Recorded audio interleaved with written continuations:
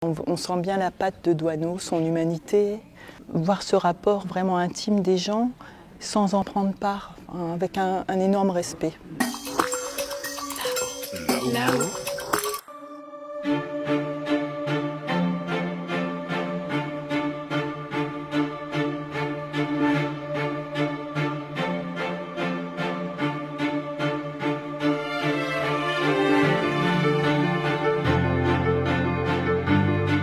Alors Robert Doisneau était un photographe de grande renommée qui appartenait au courant humaniste et qui est célèbre pour ses photographies très artistiques, un cadrage assez particulier, un noir et blanc très contrasté et d'une qualité artistique vraiment saisissante.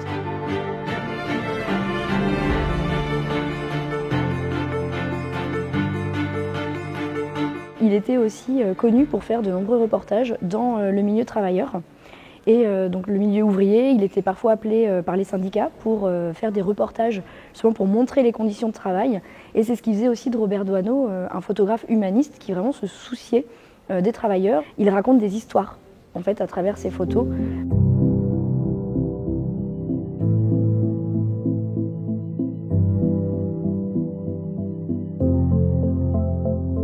Je pense qu'il a un regard plein d'empathie. Vraiment, il est soucieux, je pense, de montrer à la fois une belle image des mineurs, mais une image vraie aussi, et notamment dans leurs conditions de travail.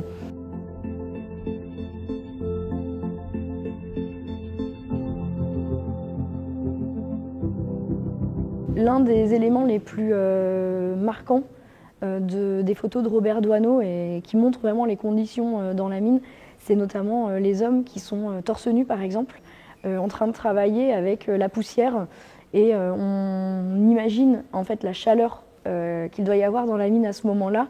Il y a aussi les trieuses de charbon qui travaillent les mains nues et Robert Doisneau, justement en travaillant sur les contrastes entre le noir et le blanc, va mettre en valeur justement certains de ces aspects. Donc par exemple, les mains des trieuses ne sont pas cachées.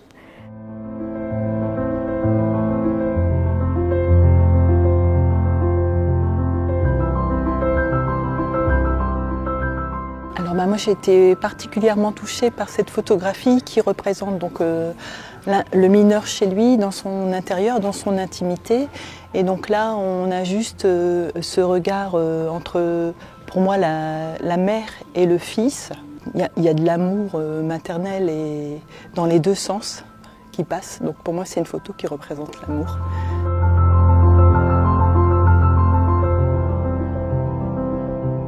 Pour nous, c'est important d'avoir cette exposition parce que c'est un rôle de mémoire de continuer en fait, de parler de la mine et de faire en sorte qu'on n'oublie pas où nous sommes.